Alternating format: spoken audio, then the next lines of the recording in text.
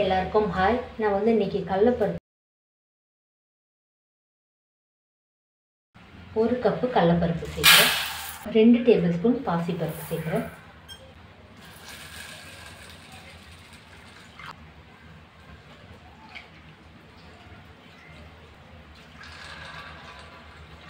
½ an hour ஊறட்டும். அதுதான் இப்போ ½ அன் ஹவர் ஆகுது. அவ்வளோதான், பருப்பு குக்கரில் சேர்த்துக்கலாம். இந்த கப்பில் 4 கப்பு தண்ணி சேர்க்குறேன். 4 கப்பு தண்ணி சேர்க்குறேன். ஒரு பிரியாணி இலை சேர்க்குறேன். 3 லவங்கம் சேர்க்குறேன்.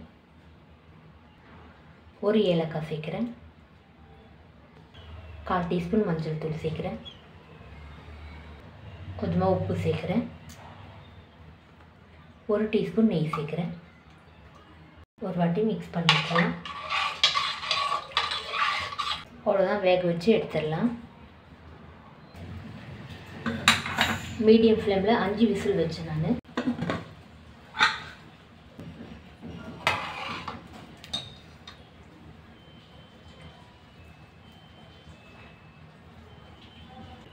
ஒரு டேபிள் ஸ்பூன் நெய் சேர்க்குறேன். 2 டேபிள் ஸ்பூன் எண்ணெய் சேர்க்குறேன். 1/2 டீஸ்பூன் சீரகம் சேர்க்குறேன். 2 பச்சை மிளகாய் சேர்க்குறேன். 1/2 டீஸ்பூன் பெருங்காயம் சேர்க்குறேன். 1 வெங்காயம் கட் பண்ணி வச்சுட்டு சேர்த்துக்கிறேன். நல்லா மிக்ஸ் பண்ணிடலாம். வெங்காயம் நல்லா வதங்கி வரட்டும்.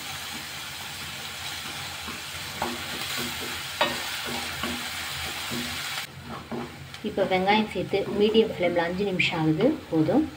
2 டீஸ்பூன் இஞ்சி பேஸ்ட் சேர்க்குறேன். 2 டீஸ்பூன் பூண்டு பேஸ்ட்டு சேர்க்குறேன். நல்லா மிக்ஸ் பண்ணிடலாம்.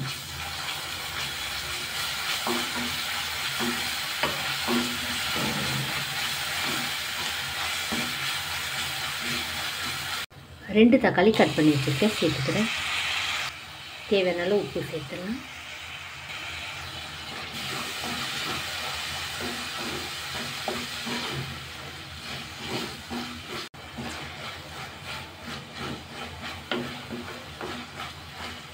ஒரு டீஸ்பூன் மிளகாய் தூள் சேர்க்குறேன்.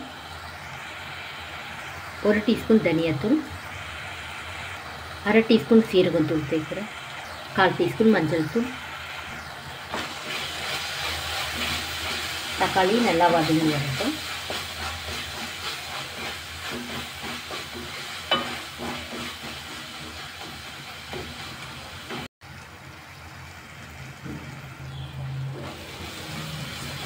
இப்போ தக்காளி சேர்த்து மீடியம் ஃப்ளேமில் 5 நிமிஷம் ஆகுது. எண்ணெய்லாம் நல்லா பிரிஞ்சு வந்துருக்கு, போதும். நம்ம வேக வச்ச பருப்பு உள்ள சேர்த்துடலாம். அவ்வளோதான், நல்லா மிக்ஸ் பண்ணிடலாம்.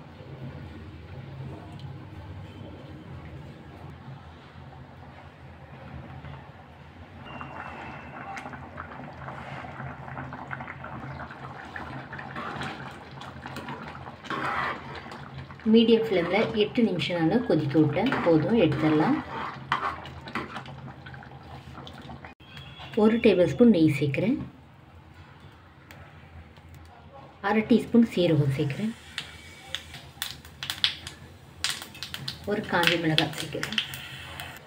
1/4 டீஸ்பூன் மிளகாய் தூள் சேர்க்குறேன். அவ்வளோதான், உள்ளே சேர்த்துக்கலாம். கொஞ்சமாக கொத்தமல்லி சேர்க்குறேன். 1 டீஸ்பூன் கசூரி மேத்தி சேர்க்குறேன்.